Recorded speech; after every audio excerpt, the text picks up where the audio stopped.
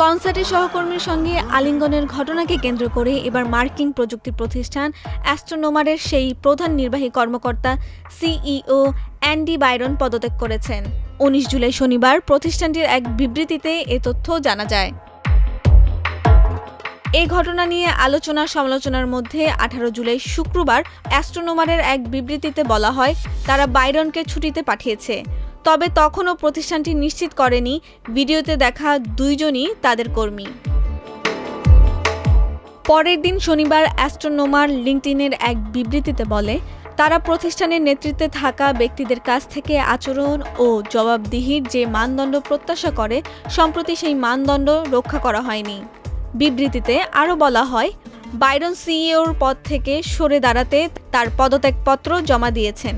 প্রতিষ্ঠানের পরিচালনা পর্ষদ তার পদত্যাগপত্র গ্রহণ করেছে। অ্যাস্ট্রোনোমারের এক মুখপাত্র বলেছেন, ক্যামেরায় ধরা পড়া দুইজনই প্রতিষ্ঠানটির কর্মী। তবে ক্যাপ্টের চাকরির অবস্থা নিয়ে কোনো মন্তব্য করতে রাজি হননি এই মুখপাত্র। ১৬ জুলাই বুধবার কোল্ডপ্লের কনসার্ট চলাকালে স্টেডিয়ামের বিশাল পর্দায় তাদের আলিঙ্গনবদ্ধ অবস্থায় দেখা যায়।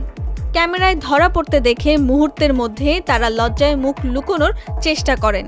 নারীটি ঘুরে গিয়ে হাত দিয়ে মুখ ঢেকে ফেলেন, পুরুষটি নিচু হয়ে বসে পড়েন। এরপর মুহূর্তটি ধারণ করা ভিডিও দ্রুত সামাজিক যোগাযোগ মাধ্যমে ছড়িয়ে পড়ে।